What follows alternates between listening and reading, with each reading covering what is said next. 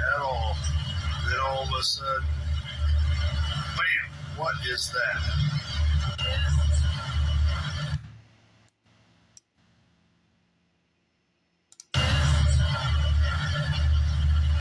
Look, nothing in the sky at all. Then all of a sudden, bam, what is that? Anybody tell me what that is? We're in the middle of the ocean. On a ferry. Nothing around. Look. Nothing around. No land, no nothing.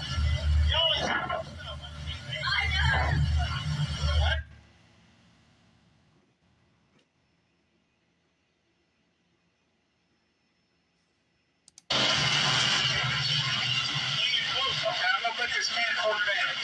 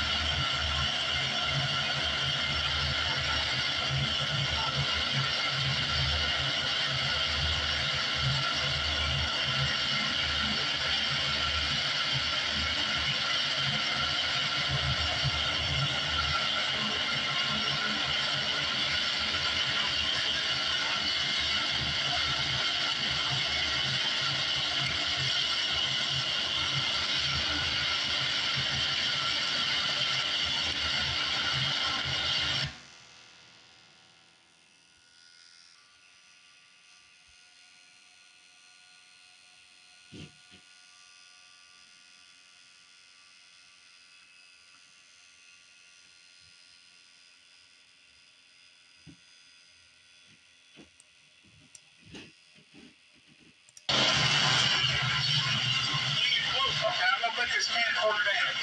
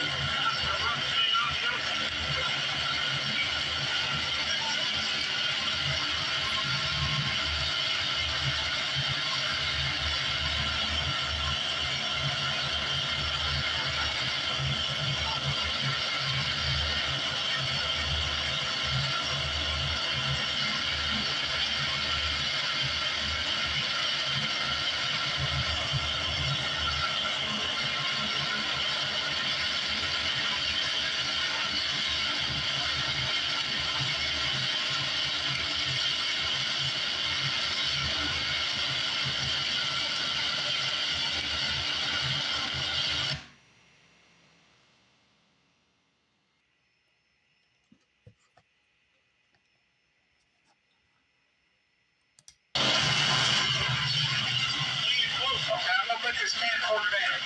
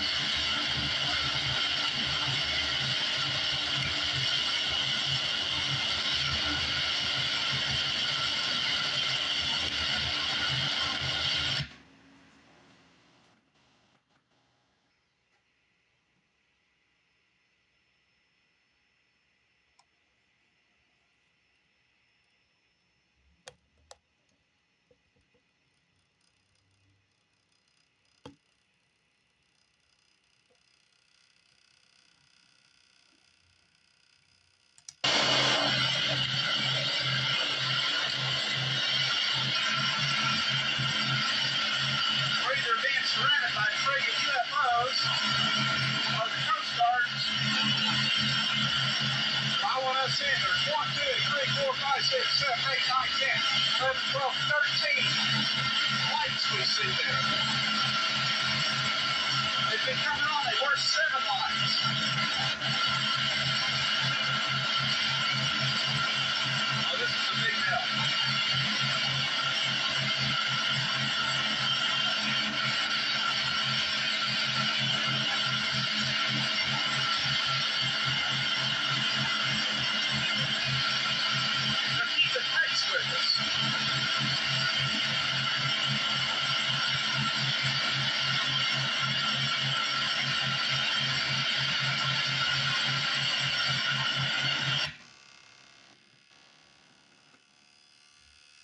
Tennessee. He introduced the UAP Transparency Act. You will be at this hearing. I appreciate you taking the time. Congressman Tim Burchett of Tennessee. He introduced the UAP Transparency Act. You will be at this hearing. I appreciate you taking the time tonight.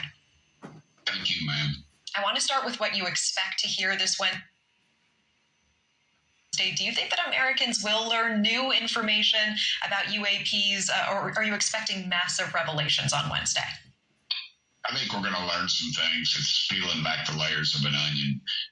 The one thing I think that will happen eventually is President Trump will move towards total disclosure. And that's what's going to happen, because it's just going to be some person's word against another. You know, we have these government bureaucrats who keep saying that they don't exist, or as you quoted the other one just then, saying that we misinterpret. Well, they're misinterpreting them because their own people are saying we don't know what the heck these things are. And the best pilots in the world that are our pilots are telling us these things are flying in close proximity to their aircraft. I had one tell me this thing flew 14 feet away from my canopy, and he held up his hand like that as to mimic where it was. So, and then we have these bureaucrats arrogantly tell us that we don't know what we're talking about, and then when we ask them about specific instances like the one you're showing right there, they look down at their papers and say, we have no information on that. So it's a completely compartmentalized, arrogant bunch, and I'm hoping President Trump fires a lot of people and put some people in there that trust the American public with the truth. Yeah, you are hoping he fires some people. I appreciate you mentioning that. I do want to ask, President-elect Trump has said in the past that he knows things about UFOs. What are you expecting? What will you be watching from him? Are you expecting full transparency under his new presidency? I hope so. That's the signals I've been given. And in my conversations with the president-elect, I'm convinced that that's what he wants and that he trusts the American public. You know, it's just like the Kennedy files. They tried to set up Schumer tried to set up this thing and everybody embraced it, and they trashed me because I said it's not going to work because it mimics the Kennedy files, which happened before I was born. I'm 60 years old, and yet we still don't know what happened there. Those files are still closed, and the people associated with it are dead. So we've got a lot of things to get to. I don't know that this will prove too much, other than that there's more out there and that we're not telling the truth. The Admiral that will testify, he has some very compelling evidence that he wants to talk about, and there's no reason in the world for a man like that to lie, because if all he's going to do is be ridiculed in the public and by his former peers. So this is completely, Yeah, I mean, they face ridicule, and to your point, it is, these whistleblowers are at risk. They receive threats for coming forward. I do want to ask you, Congressman, I know you introduced the UAP Transparency Act. You've been championing this for some time. We find ourselves in this moment. Many perceive political upheaval in our country. We are facing foreign wars that need to be solved. People still feeling the pinch of the economy and inflation at home, the border. Why does this in particular matter to you so much? Well, it's in the purview of the committee. We don't deal with a lot of those other things in oversight. We oversee government and cover-ups. And why in the world would we not want to know what we're spending tens of millions of dollars on? The federal government tells us they don't exist in one breath, but then they won't release files, and when they do, they're redacted heavily because they think we're ignorant and they're arrogant. This has everything to do with Washington. It's power, influence, overconfidence, and arrogance, and money, of course, is all wrapped up into this. And if we had an hour, I could probably just scratch the surface. But I'm hoping we'll get to the bottom of this. Chairman Mace is going to be an excellent chairwoman, and she will, I believe, she will not put up with any garbage. And I'm looking forward to the committee.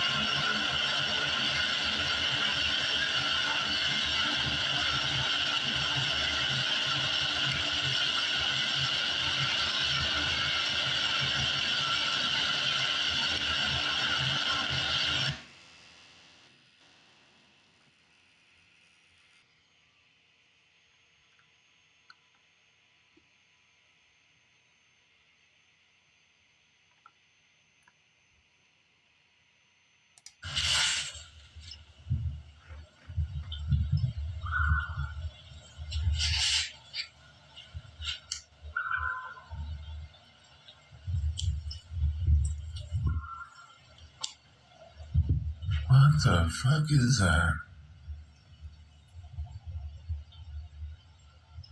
Gnarly.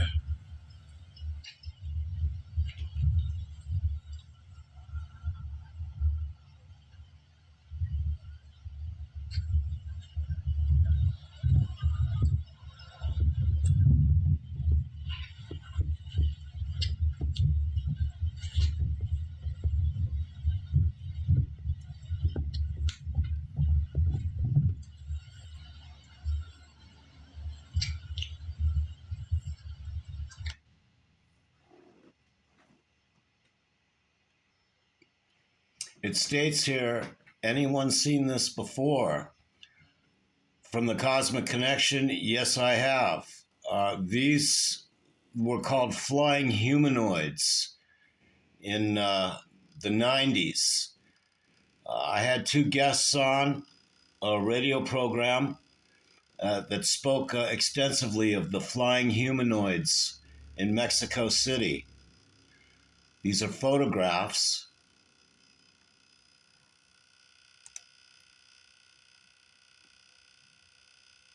Maybe they're back.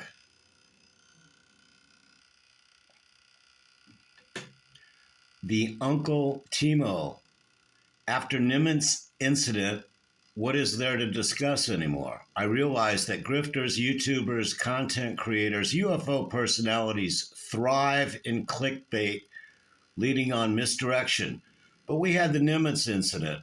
Radar operators saw UFOs on their ship radar. Admiral dispatched 2 U.S. Navy fighter planes to intercept and report. The 2 planes landed and said that the UFOs were doing maneuvers which are impossible for human-created craft to execute. Admiral orders another interception using another 2 U.S. Navy fighter planes and different pilots. This time, one fighter pilot, a woman, if I am not mistaken, correct me if I am wrong, filmed the UFOs from the Nimitz incident. Good boy, Nash. There it is. There it is again. Drone, maybe? There's like, we're looking at UFOs over there, flying around and disappearing in the middle of the sky. See that orange thing? Watch this. They'll There dance around and then it'll disappear. There's 2 of them. I think it's going to be a drone. Stop. A drone? Yeah, there's drones out. I think what it is Disney over that way? Yeah, but it's like a flare. It's like a tail. I know. It's not a drone. There's the other one. Oh, that one went out and the other one came in. Can you zoom way in? That's just, That one. oh, there it is. Look. They're both there now. This is very similar to the events that I had in 1989 at Area 51, a week after Bob Lazar spilled the beans on the Billy Goodman happening. I went out to Area 51. This is pretty similar to what I saw with a couple of friends of mine, and we had 5 events that night. What the frick is that? I want to go check it out. Go drive down, see if you can see past that.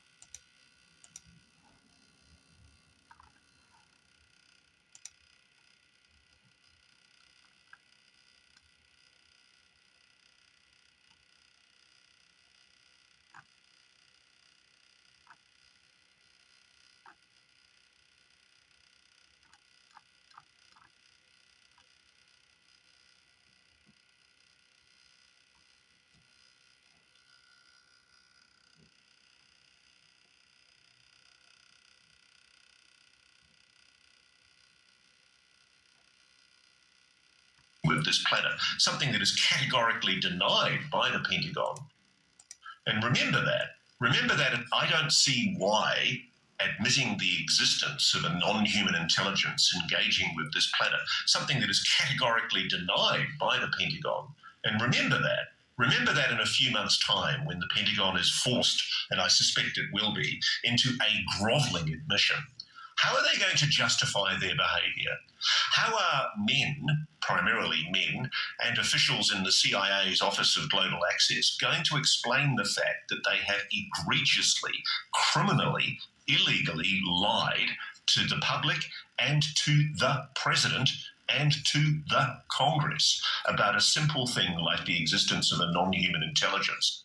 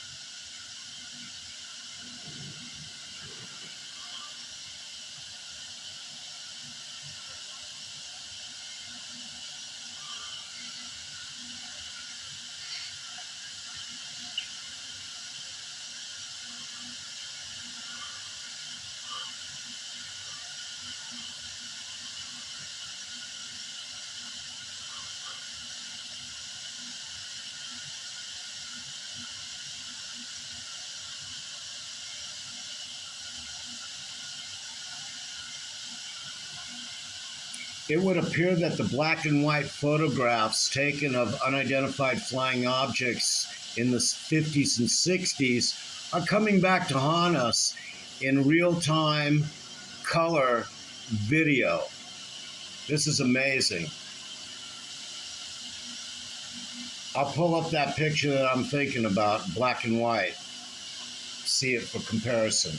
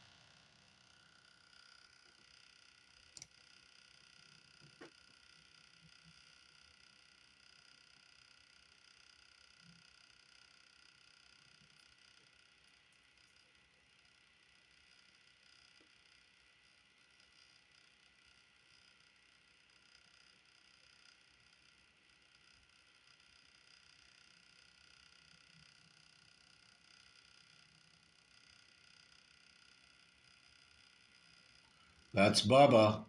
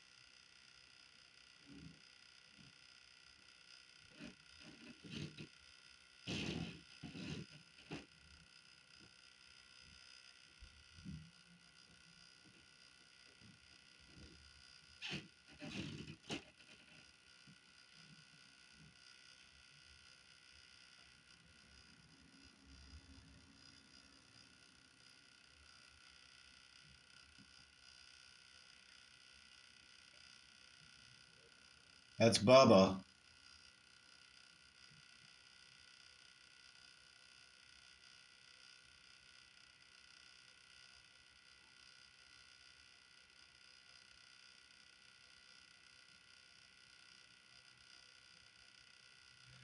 Bubba is a term that was coined by my co-host Dennis when he had his encounters at Area 51. We just called it Bubba. It's the blinking, the flashing, that. That's what we saw at Area 51. And this is in 1989, before you ever heard of the place.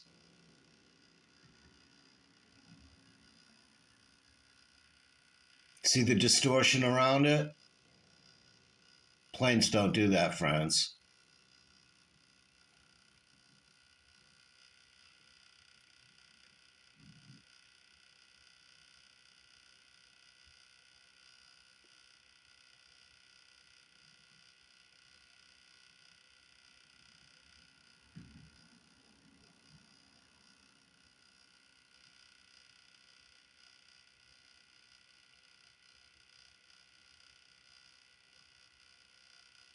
It's classic.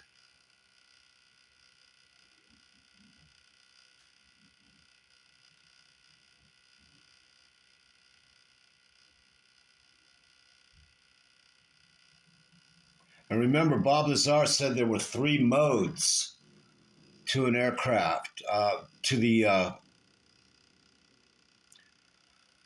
unidentified flying objects. He said there were 3 modes or 3 speeds, for layman term. And I believe that is why we have such clear pictures from the San Diego incident in 2000. I believe it was, 2004? The pilot Favor. Those are clear photographs, clear video.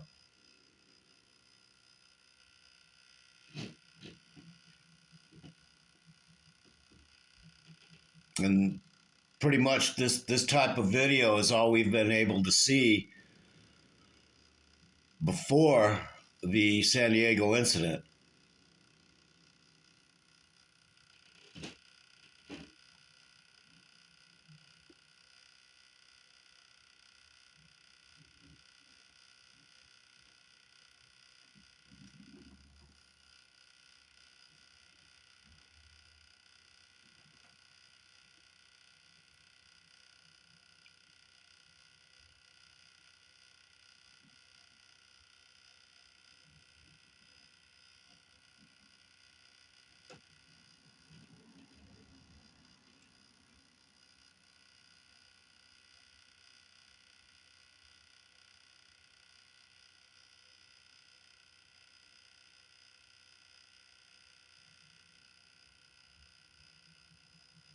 Well, happy birthday, Terry Lynn Blanchard Pringle of Las Vegas, Nevada.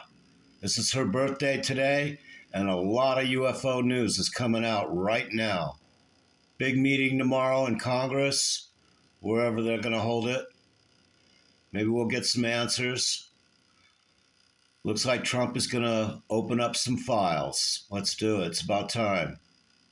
They've been covering this up since the Condon Commission and the Robertson panel of the 50s. This is fantastic.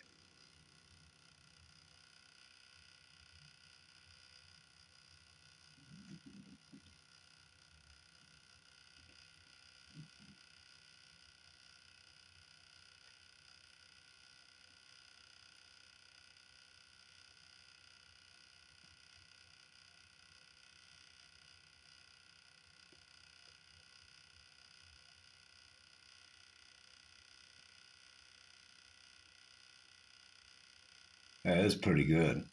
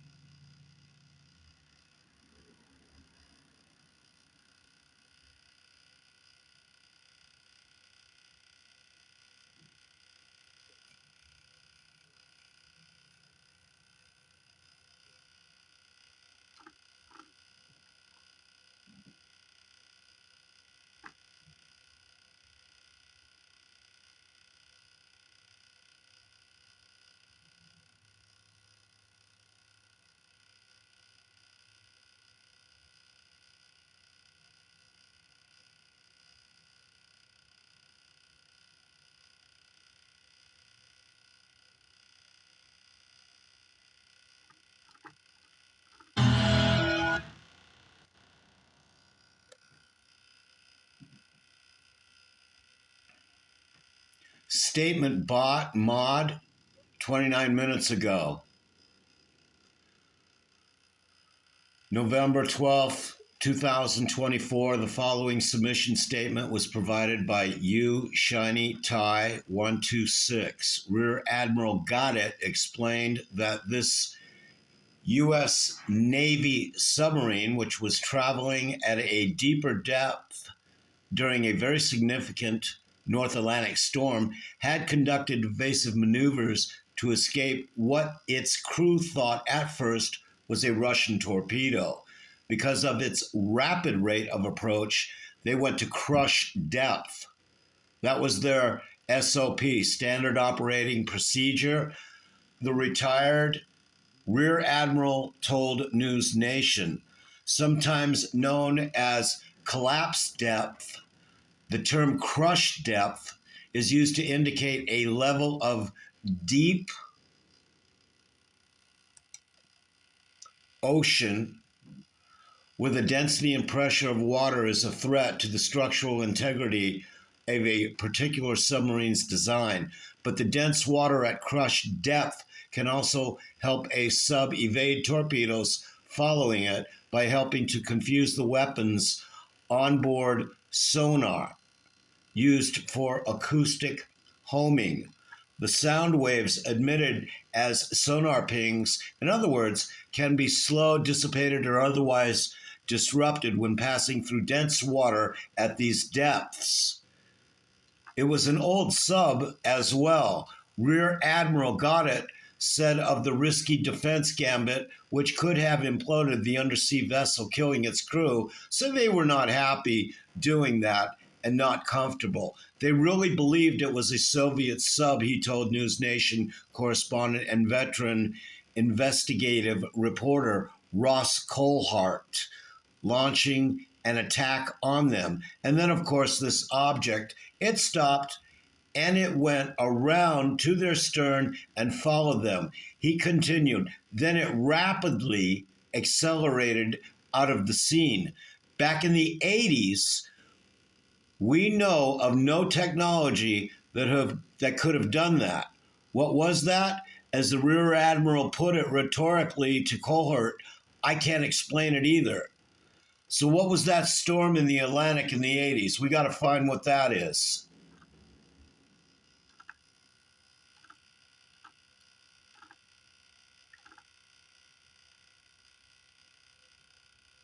Okay. I've heard a very similar story on a documentary, but it was a USSR submarine involved. Does anyone recall? Would be interesting to hear from any surviving members, the USS Trepang crew, about those target balloons. Only some of those pictures are even real. The most convincing ones that are always posted alongside the targeting balloons are fake. Is a secondhand story from 4 decades ago really a bombshell? A bombshell sea story with zero proof? Oh, that's true.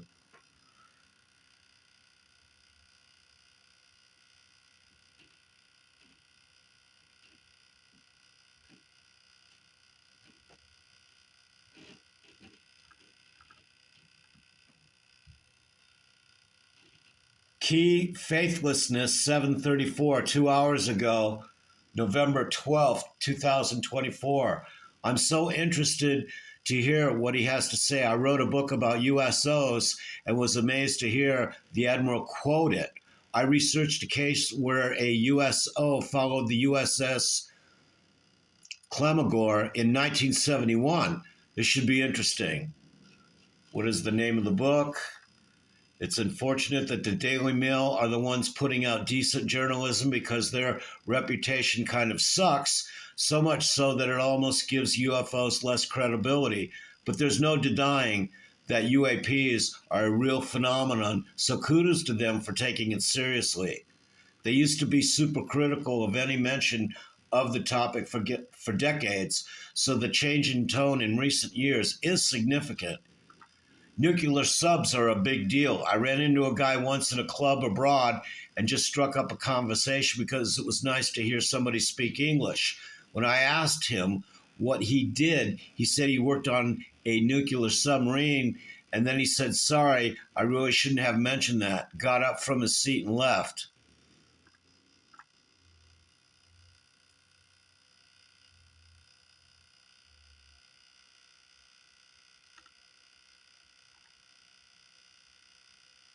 Didn't Lou also have a story of a sub moving around a massive USO as well?